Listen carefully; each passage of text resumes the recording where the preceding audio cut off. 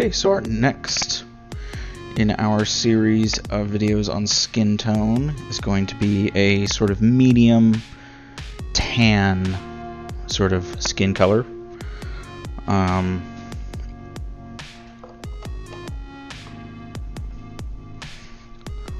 So to do this, we're going to start with XV88 as a base. And this paint is pretty good. It covers over black fairly easily. So this type of skin color would be good for, anything, but it could also be used for like beast men and things like that that might have a little bit more of a dark skin tone. You might have to do 2 coats of this. It usually covers pretty good, but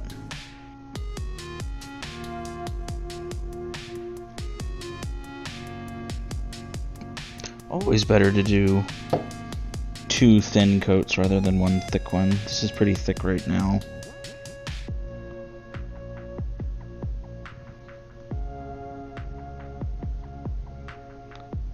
And we're going to go over it with a couple different layers, so it doesn't have to be perfect right away. You just want to make sure that there's no chunks of black showing.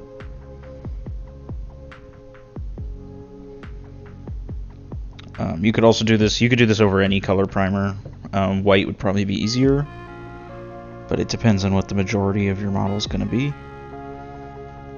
You could even find like a brown primer, and that would be really good too.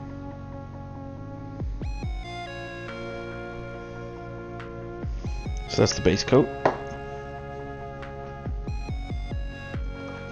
Okay, so next for our tan skin tone, we've got our base down. So next we're going to do a wash of Agrax Earthshade. Now this step you can kind of do a couple different options. I usually do Agrax. You can also do sepia, which will be a little bit more of a brighter end result, a little bit more of a warm look as opposed to a really dark look. But I think Agrax is a little bit more what people expect.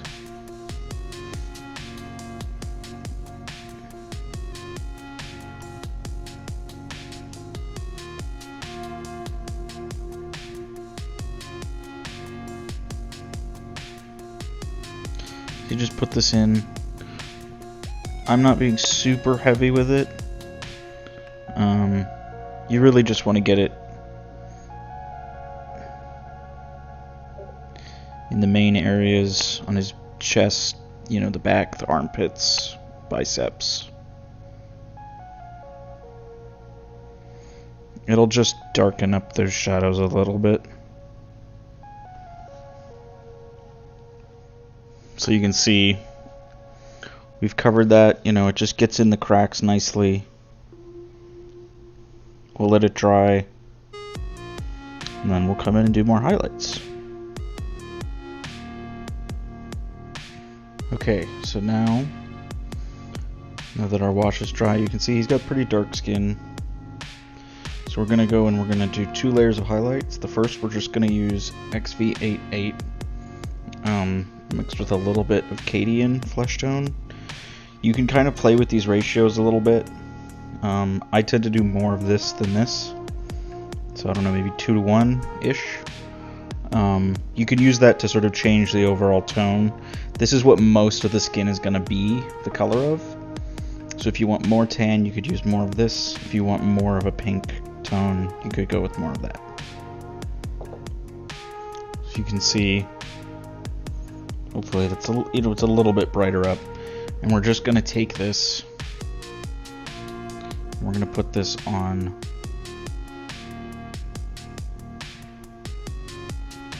kind of the raised flat areas. You want to leave a little bit of the old color behind, especially with the shadows. Just take your time with this. I always find this stage to actually be pretty fun.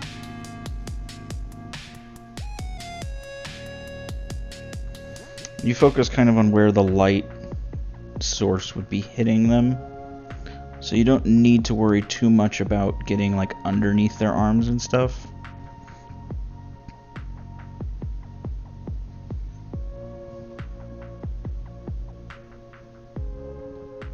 And you can let the model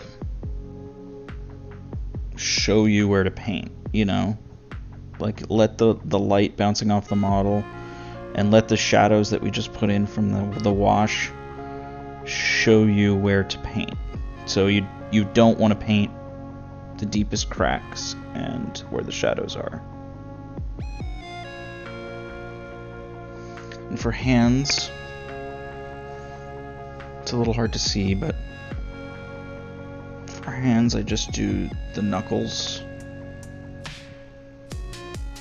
a little bit on the hand itself, and then the top of the hand. So there he is, pretty tan, kind of medium tan skin tone. So we'll let that sit and dry. If there's anything that you didn't like, so like if it came out too light or too dark or whatever, you could always go over it with a wash again and kind of re-highlight it, and just keep doing that as much as you want, really. So then for the final highlight, which is just going to be on like very specific little areas, I'll do a mix of XV88 and Screaming Skull. You could also substitute out the Screaming Skull for that Cadian flesh tone and just use a lot more of this. That'll make him look a little bit more pink, pink skin tone, whereas this kind of is just a lighter version of this. So it sort of depends on what final look you want to go for, but I like the XV88 and Screaming Skull. So we take this lighter color, and with this we're just going to hit the very tips and sort of edges of the muscles.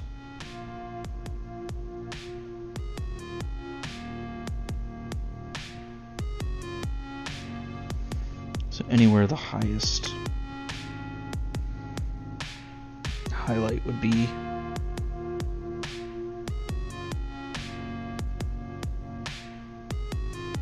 At the very tops of the abs. And for this particular model, he doesn't have an exposed face, but this step is especially important on a face to make the face pop out. So you want to do it on like the nose and cheeks and ears to really make his features stand out. And then again for the hands, just pick out, you know, the knuckles.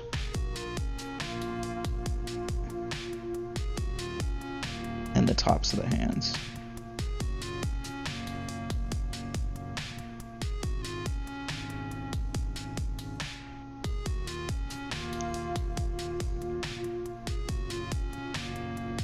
So my particular style is a little bit more thick in my highlights and stuff and contrast. Up close it looks a little bit thicker, but when you put it